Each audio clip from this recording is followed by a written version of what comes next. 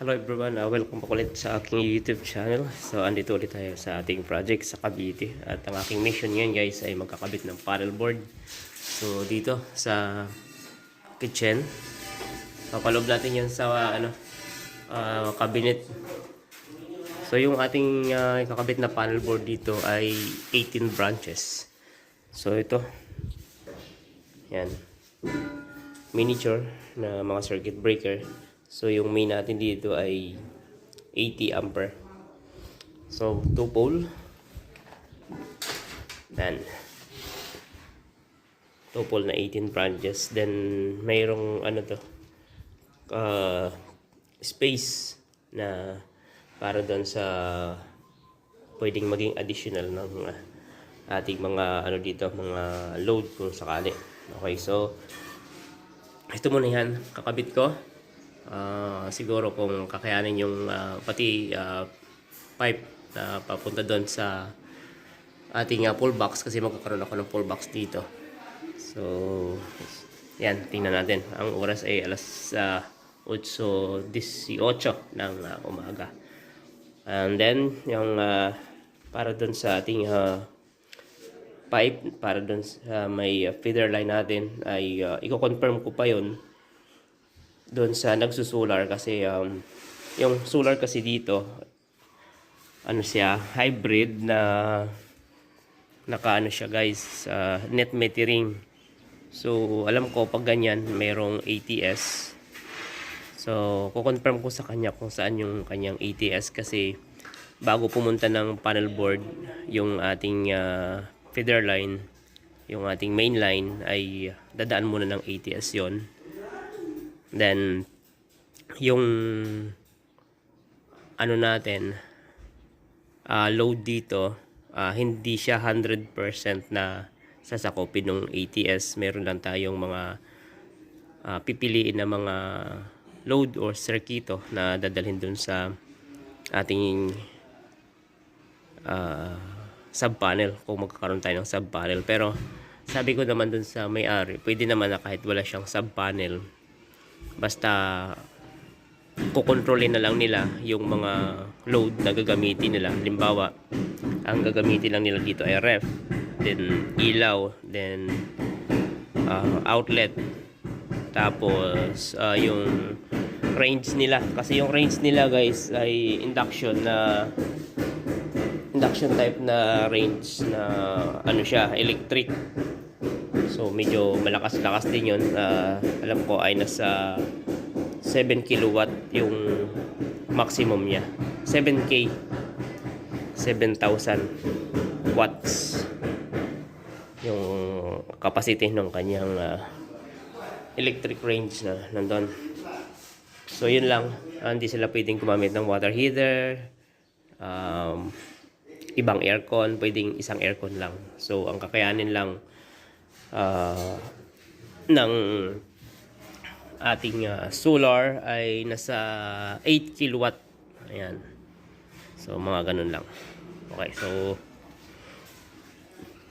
umpisa natin yung pagtibag ng wall. So yung sukat pala ng ating panel board, yung haba niya ay 63 cm lang. Then yung lapad niya ay 25 cm. So yung takip niya ay 30 cm lang yan siya guys. So dito ko siya sa part na to ilagay sa gilid. So mag-allowance lang ako ng mga 3 cm mula dito sa poste para doon sa magiging space nung takip. Tapos yan, hanggang dito yung ating panel board yan sa 30. Kasi may to dito, sabi nito dito na 30 cm. Yan, yun yung iiwasan natin para pag nag-service tayo or may ginagawa tayo dyan, hindi tayo masyadong hirap pagbukas, kasi nakaiwas tayo dun sa 30 cm na cabinet niya. Okay. Binaklas muna natin yung mga breaker guys, kasi mabigat yan.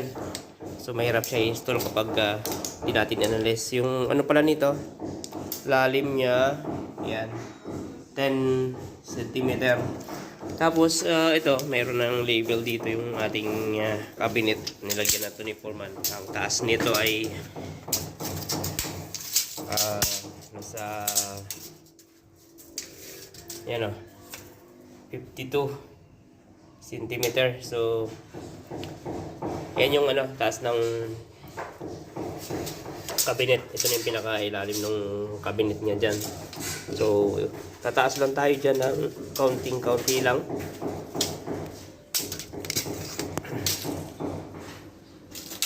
So 152, doon tayo sa 170 start. Okay, so 170. Yung ating panel board kasi ay 63. So kung 63 yung ating panel board, yan. So may allowance pa tayo. Konti lang. Yan. Halos ang allowance natin dyan ay 10 cm na lang papunta dun sa ceiling. Okay.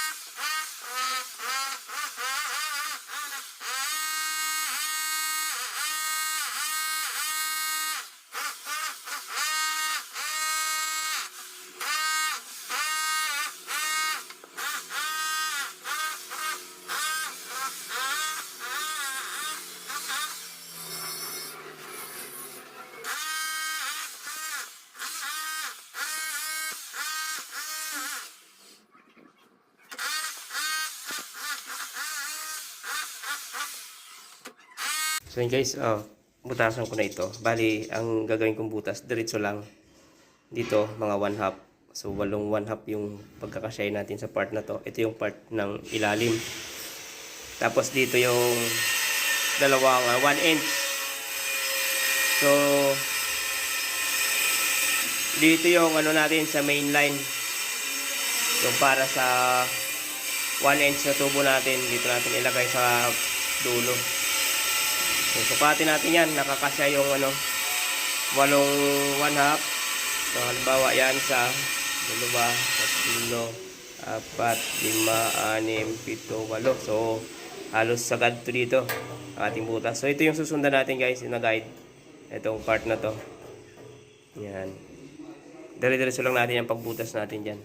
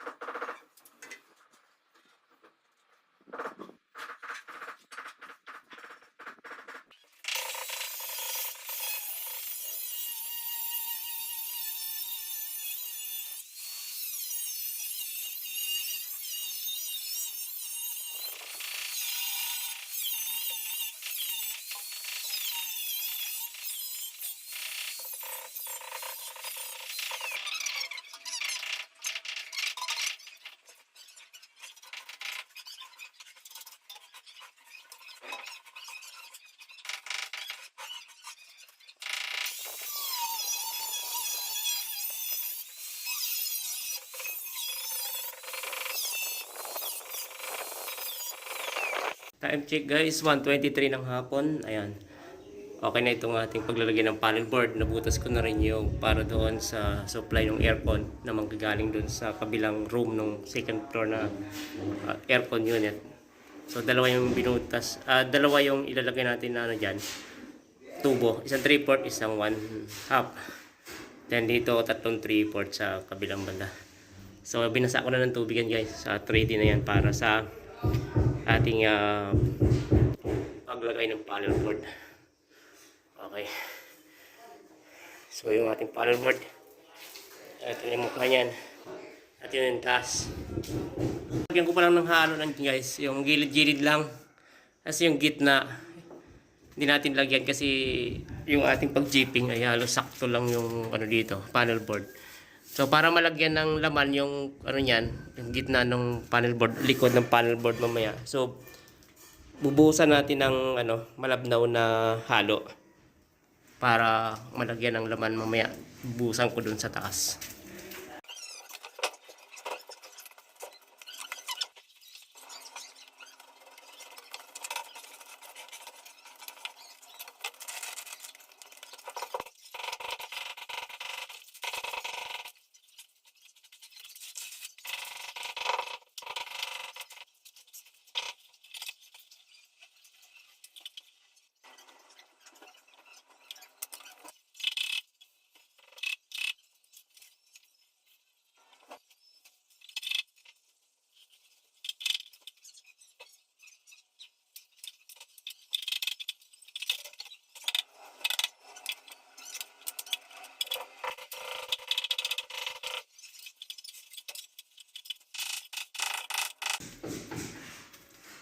Guys, lagyan lang natin ng tapal yan sa gilid-gilid. Okay. Lagyan ko muna mga ano yan, mga tipak-tipak na mga semento yung gilid para mabilis mapuno ng semento yung ating gilid ng panel board. So medyo malaki yung inukit natin dyan guys para kapit na kapit yung ating panel board. Kasi ano siya, mahahawakan siya na mabuti ng bagong tapal natin na semento.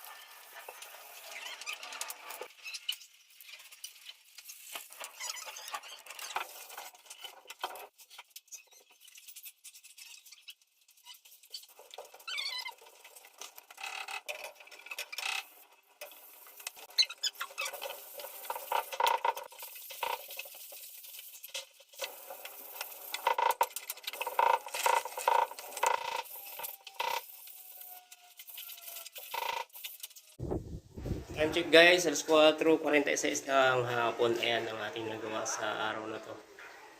Ayan. So, hindi ko muna pinunupalitada yung nandun sa taas. Kasi baka ano, mabigla. So, sa ano lang yan. Medyo kinulang yung butas ko kaya yung aking mga infill nagdikit-dikit.